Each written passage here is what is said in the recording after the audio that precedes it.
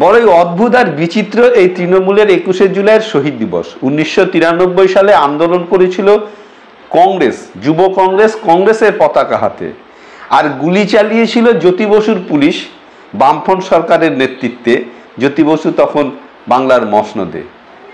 আর শহীদ দিবস পালন করে তৃণমূল কংগ্রেস, যখন তৃণমূল কংগ্রেসের জন্মই হয়নি।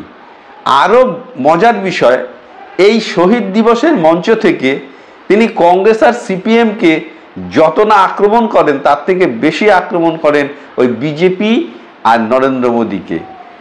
যখন 1993 সালে গুলি চলে, তার সঙ্গে বিজেপির কোনো সম্পর্কই কোনো দিন ছিল না। আপনারা দেখবেন এই তৃণমূলের 21শে জুলাই শহীদ দিবস থেকে বিজেপিকেই আক্রমণ করছে বেশি মমতা বন্দ্যোপাধ্যায়।